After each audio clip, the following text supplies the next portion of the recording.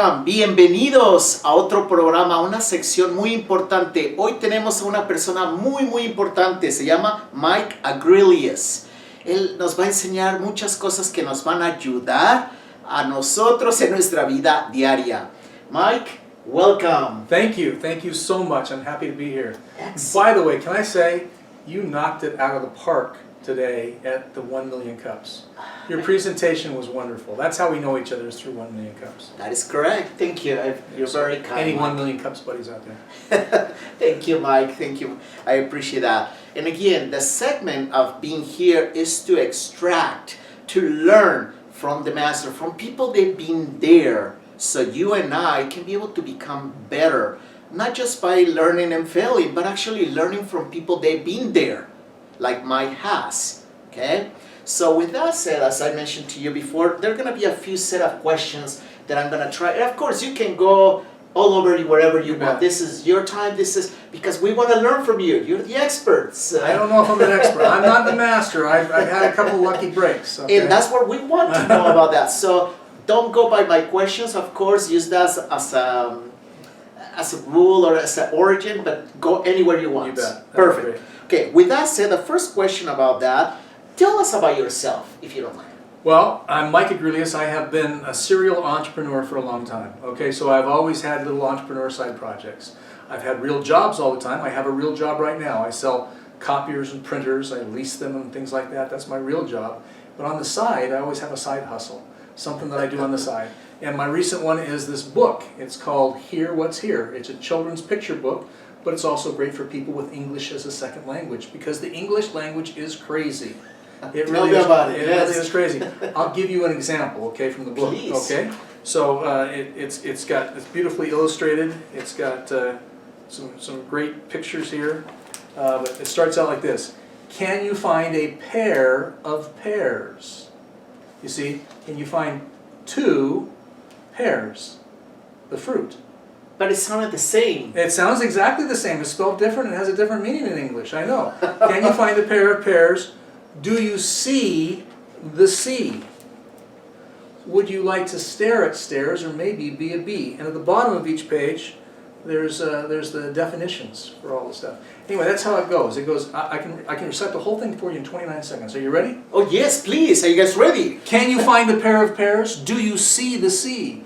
Would you like to stare at stairs or maybe be a bee?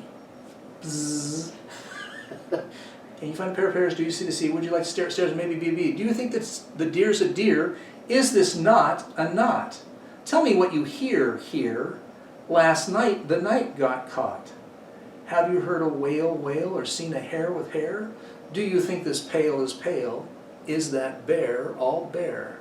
Does the horse sound hoarse to you? Sail or sail you can't. Has that one or two? Is that ant an ant? Did you see the flea flee? The maid has made the bed. That hole does not look whole to me. Have you read what's read? Can you find a pair of pears? Do you hear what's here? These are more than just mere words. These are words that mirror. So they reflect on each other. Anyway, that's the whole book. I actually wrote the book. I wrote the poem that's the basis of the book about 30 years ago.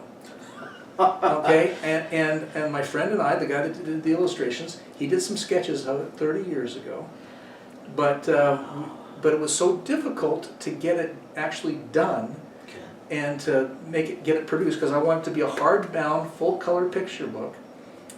You know, it was gonna, if I would have printed it here in the United States, it probably would have cost $40. You know, the retail at $40.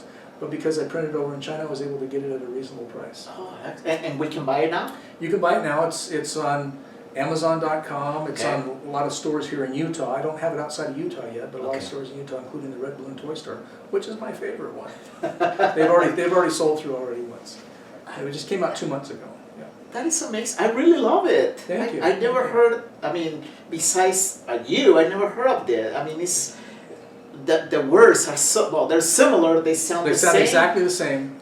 Oh. But they have different, they're called homophones. So words that sound the same are spelled different and have a different meaning. They're called homophones. I thought they were called homonyms, but they're called homophones. Okay.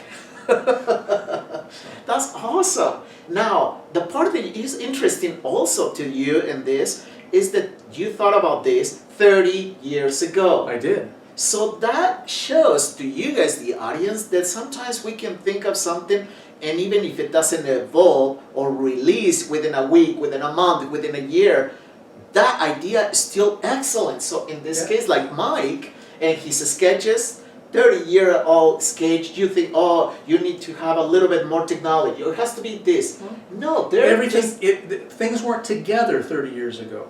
It wasn't as easy to do like a Kickstarter. I did this as a Kickstarter project. You know what Kickstarter is, right? Yes. I'm sure your people know what Kickstarter is.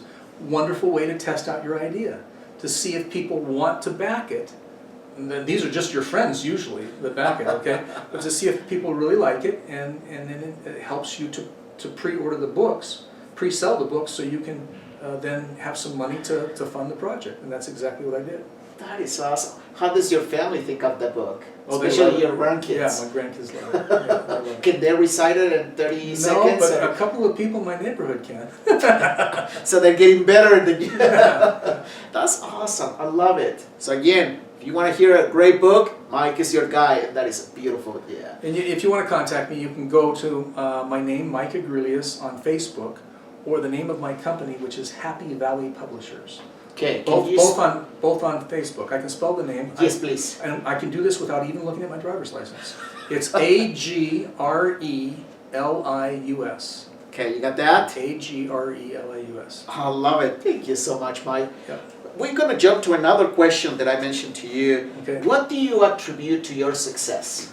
You know, not giving up.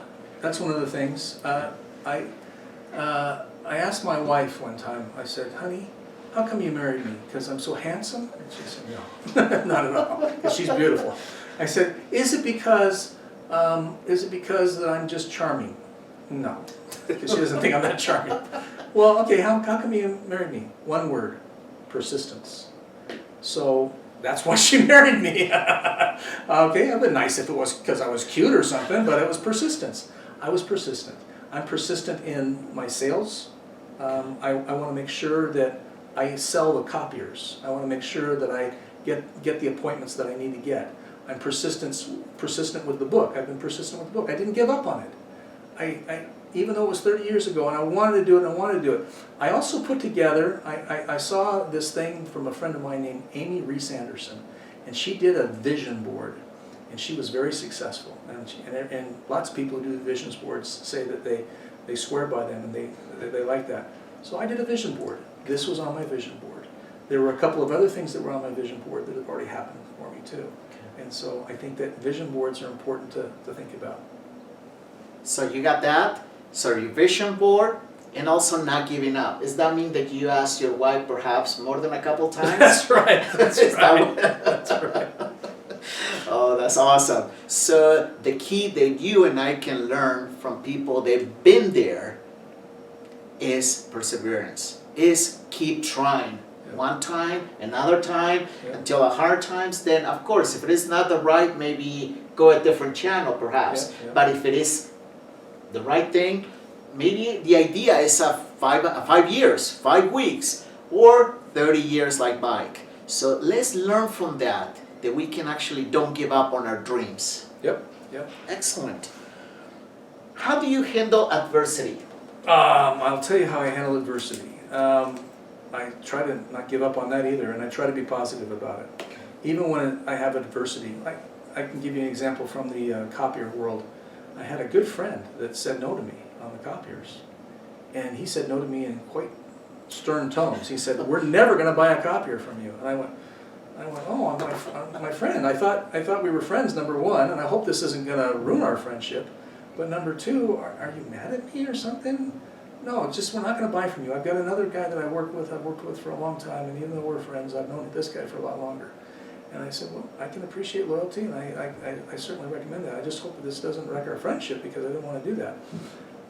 But I felt terrible afterwards. And I felt like he didn't want to work with me, and I felt like I shouldn't stop by and ever see him again.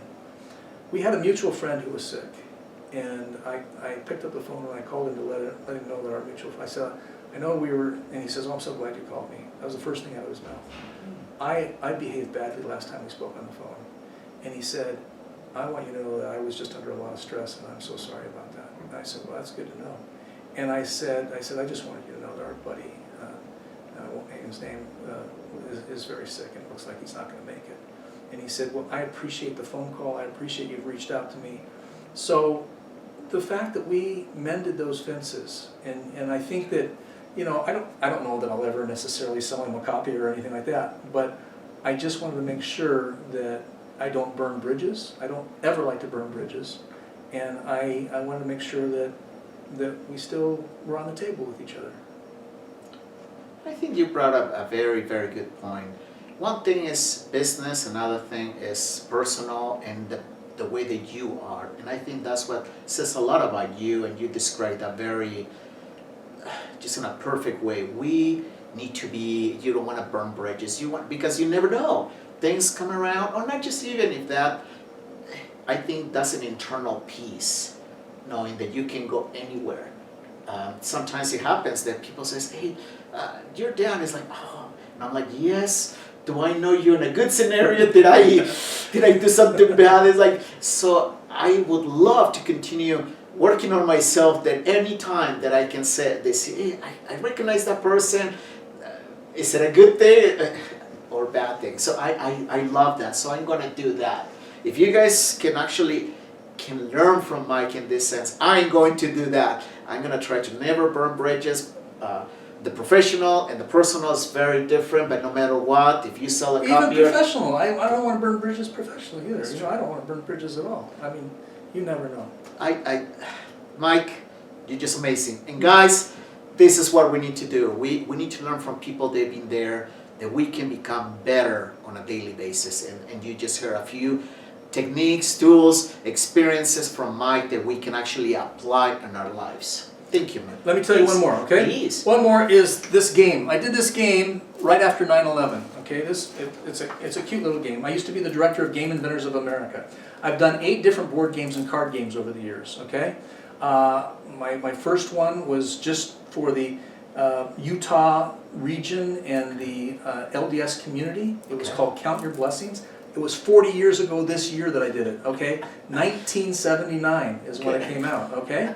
And it did very well. I did other games over the years. And after 9/11, you know, the whole country was just feeling sorry for itself, you know, and feeling like we literally were attacked.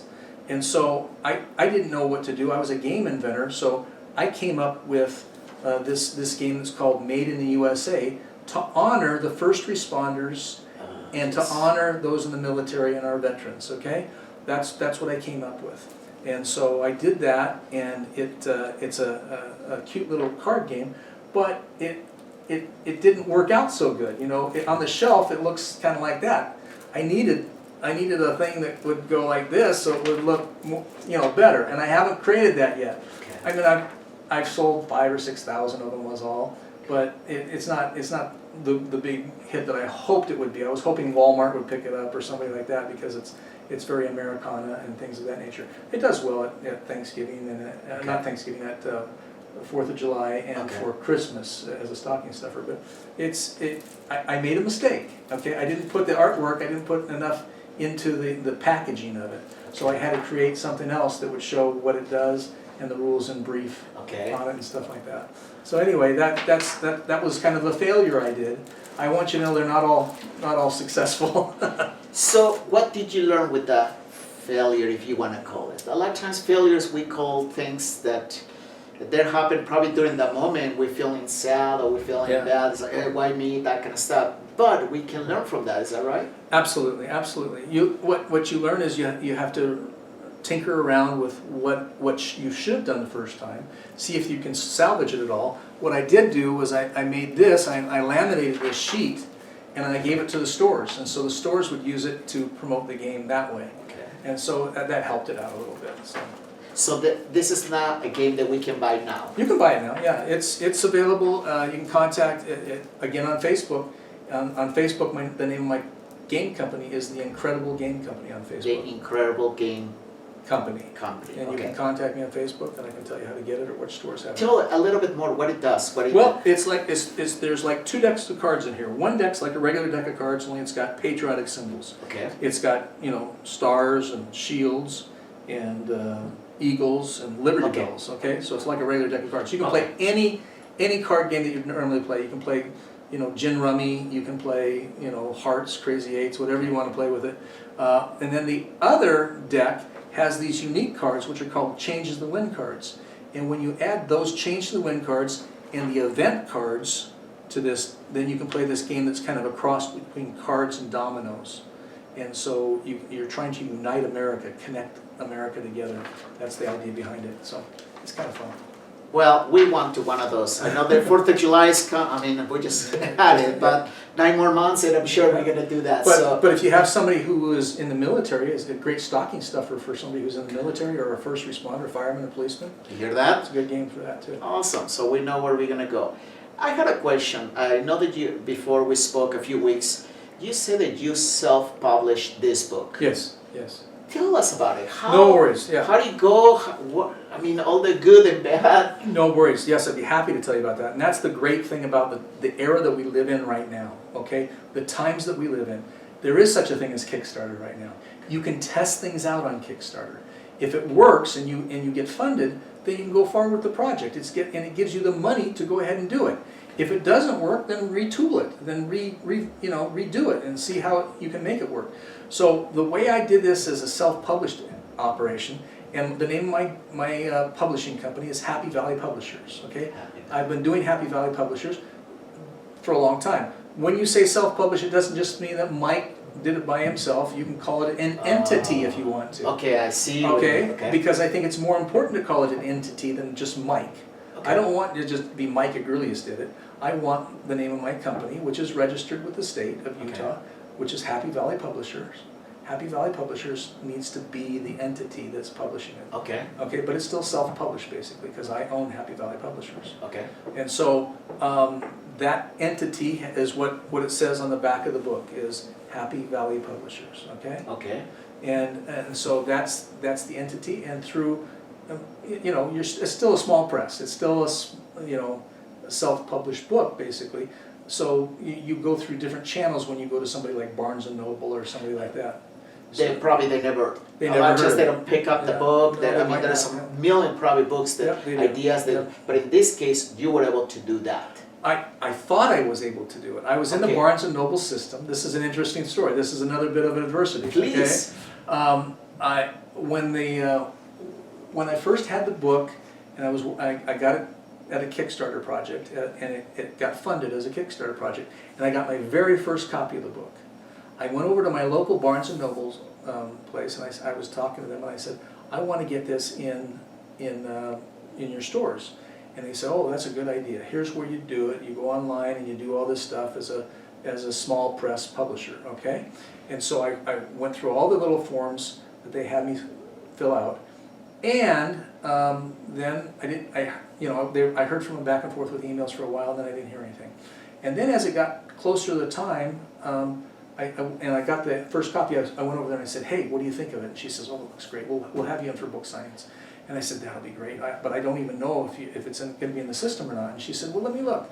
And she typed a few numbers from the back of the book into the system, and there my book popped up on Barnes & Noble's website.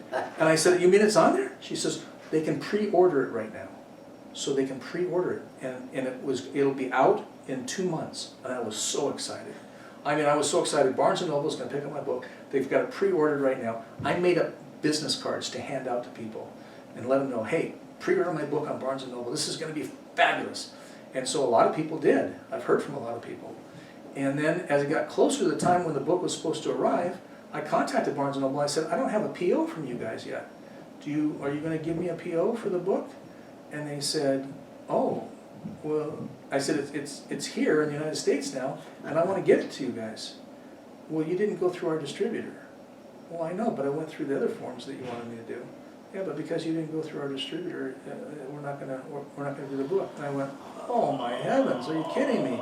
Because I didn't even direct people towards Amazon because I wanted them to go to Barnes & Noble because that was what I always wanted to have, a book in Barnes & Noble. And so I was so devastated by that. And so I said, well, what about the 200 people that have pre-ordered the book? No, we've canceled it, so they'll all get their money back, but that's sorry. And I went, oh my goodness. Now, the story's not over. Good. Okay? Because I didn't want, I think I mentioned the word persistence before. I'm persistent, okay? And so I went back to the same managers that I talked to with before, and I said, hey, has anything changed here at Barnes & Noble? Well, yeah, we got bought out by another company. Well, has anything changed there so you guys can order the books directly? Well, I think those changes might be happening down the road. So it's still a continuing story. It's not in Barnes & Noble right now, but maybe down the road it will be. So I'm not going to give up. I won't give up. You know, it'll be in Barnes & Noble because I want it to be in Barnes & Noble. I'll have to change my vision board and put Barnes & Noble on my vision board too. But Amazon is available in Amazon. It's available on Amazon. It's available in a lot of bookstores here in Utah. Okay. If people want to contact me on Facebook, I can tell them how they can get it directly from me, and I'll even sign it if you want me to get it directly from me. Got that? That is awesome. I appreciate your input and these stories. I think those are the stories that we, the common Joe, the common Maria, want to learn, to hear from people like yourself, that you've been there, done that, and not give up. Goes back to the persistence. So continue going there. That is amazing, Mike. I want to finish with one question, and I know that we discussed a few things, but I think the last question is, help us, teach us, share with us. I know that you said about persistence, but what advice would you give to me, to our audience? They're just starting. I know that you might have a couple years more than us. Well, I'll tell you this. If I was going to write a book on how to do something, on how to create your own product or something like that, the first chapter would be all about persistence. The second chapter would be lucky. So be persistent and be lucky. I know that's hard to quantify, but the harder you work, the luckier you get. Do you know what I mean? Yes. I'll give you another example. Please. I did another book and a CD a number of years ago, okay? And I was back in Washington, D.C. And I happened to, I was back there with my wife, and she was going to be on QVC, actually, for a friend of ours' product. And so, and it was amazing to see how QVC works and everything. That was just fun to see that.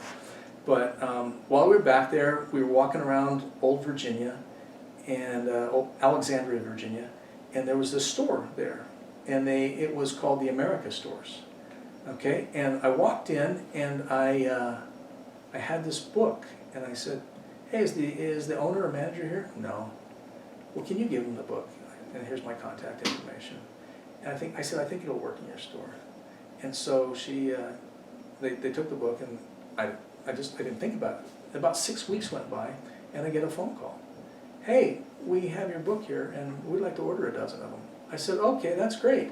And by the way, I just finished a CD that kind of goes with the book. I'll send you a demo of the CD so you can see that. She ended up selling 6,000 CDs in those America stores back east and through her catalogs. She said she made my Christmas. I thanked her because it was a big order for me. But she said, hey, you made my Christmas too because we sold them. So it's just be lucky. Keep throwing the seeds out there, and some of them are going to sprout someplace. That is amazing. I don't want to finish this segment until I ask you one more question. Okay. Because you seem a very, very happy, very down-to-earth, an amazing person. What do you attribute either success or happiness? Are they the same? Success and happiness? Yes. I don't think so. Okay. I don't think business success or financial success is the same as happiness. Please. I know a lot of rich people, okay? I do. I've been very fortunate. I used to have more money than I have now. By the way, divorce is not a good thing. That's one thing I'll tell you right now. But even rich people aren't always happy. You know, success isn't necessarily happiness. I think that you have to have happiness in your family, with your children, with your wife, with your life, with who you are as a person, in order to be successful. But I don't think that being successful necessarily means that you're going to have those other things. And the first priority is the home and the family. Can we quote you there? No, you can quote That was Mike. And I'm gonna say your last name again. Mike Agrelius. Agrelius. So that was the best quote, and you guys better write that down because I think that is so true. And thank you, Mike, for being with us. I think those instruments, those tools, those experiences that you have had, I hope that you and I, all the audience, can learn from Mike because we need to be better. And I think those things that Mike has shared with us from his book, his game, his life, that we can put in our lives so we can become not just successful but happy in this life. Thank you. Muchas gracias. Si les gusta este video, compártanlo en el Facebook, en Live, YouTube, and everything. Mike, again, thank you very much. Thank you very much.